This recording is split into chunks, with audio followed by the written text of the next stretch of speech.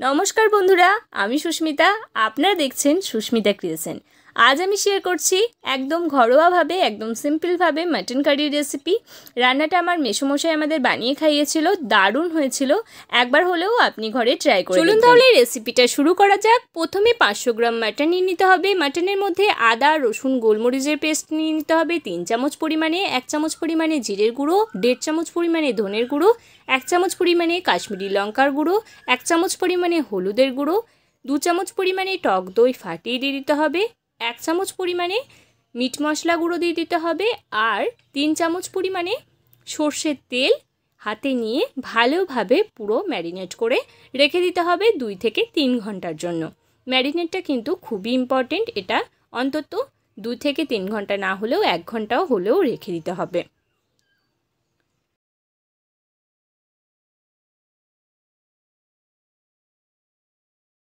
এরপর গ্যাসে একটা কড়াই বসিয়ে দিতে হবে। কড়াই গরম হয়ে গেলে পরিমাণ বুঝে সরষের তেল দিয়ে দিতে হবে।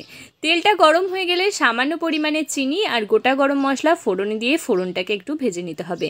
রান্নাটা পুরোটা কিন্তু সরষের তেলেই করে নিতে হবে। ফোড়নটা ভাজা হয়ে গেলে দুটো পেঁয়াজ কুচিয়ে রাখা হয়েছিল সেটা এর মধ্যে দিয়ে দিতে হবে।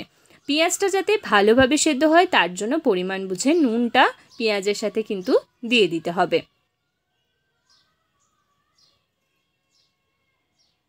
নুনটা দিয়ে পেঁয়াজটাকে ঢাকনা দিয়ে কিছুক্ষণ ভেজে নিতে হবে। পেঁয়াজটা 50% মতন ভাজা হয়ে আসলে এর মধ্যে দিয়ে দিতে হবে কুচিয়ে রাখা টমেটো। এখানে একটা মিডিয়াম সাইজের টমেটো দেওয়া হয়েছে। এবার সব কিছুকে একসাথে ভালোভাবে ভেজে নিতে হবে। সব কিছু বেশ কিছুক্ষণ সময় ধরে ভেজে নিতে হবে। এই পুরো রান্নাটাই কিন্তু লো টু মিডিয়াম আঁচে হবে, একদম হাই আঁচে কিন্তু রান্নাটা করা যাবে না। এরপর পেঁয়াজ আর টমেটো ভালো করে ভাজা হয়ে গেলে এর মধ্যে 1 চামচ পরিমাণে আদা রসুন আর গোলমরিচের পেস্ট এর মধ্যে দিয়ে দিতে হবে। সব কিছু ভালো করে ভাজা হয়ে গেলে ম্যারিনেট করে রাখা মাটনটা এর মধ্যে দিয়ে দিতে হবে আর মাটনটা দিয়ে সব কিছু ভালোভাবে কষতে থাকতে হবে। তার জন্য ঢাকনা দিয়ে ভালো করে কষে নিতে হবে। এরপর ঢাকনা খুলে কিছু আলু কেটে রাখা ছিল সেটা দেওয়া হলো। আলুটা চাইলে আপনি কিন্তু নাও দিতে পারেন, আবার চাইলে দিতেও পারেন। এরপর স্বাদ বুঝে নুন এবং পরিমাণ বুঝে লঙ্কার গুঁড়ো দিয়ে দিতে হবে। তারপর সব কিছুকে ভালোভাবে কষতে থাকতে হবে আর ঢাকনা দিয়েও ভালো করে কষে নিতে হবে। বারবার ঢাকনা দিয়ে কিন্তু কষাটা করে নিতে হবে, যেহেতু এটা ঝোল হবে না কষা হবে, তাই জন্য কিন্তু অনেকক্ষণ ঢাকনা দিয়ে এইভাবে লো টু মিডিয়াম হিটে করে নিতে হবে।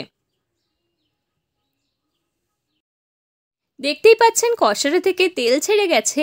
এই পর্যায়ে কিন্তু এখানে সামান্য পরিমাণে জল দিয়ে দিতে হবে। জলটা আমি এখানে মশলা গোলা জলটা একটুখানি গরম করে এর মধ্যে দিয়ে দিয়েছি। একদম ঠান্ডা জলটা কিন্তু মাংসের মধ্যে দিলে মাংসের টেস্টটা কিন্তু চলে যায়, তাই জন্য গরম জলটা দিয়ে দেওয়ার চেষ্টা করবেন। জলটা দিয়ে একটু নেড়ে ঢাকনা দিয়ে কিন্তু সেদ্ধ হতে দেবেন। সেদ্ধ হয়ে গেলে এর মধ্যে পরিমাণ বুঝে গরম মশলা গুঁড়ো দিয়ে দেবেন আর 1 চামচ পরিমাণে ঘি এর মধ্যে দিয়ে দেবেন। তাহলেই কিন্তু মাটন কষা একদম রেডি হয়ে যাবে।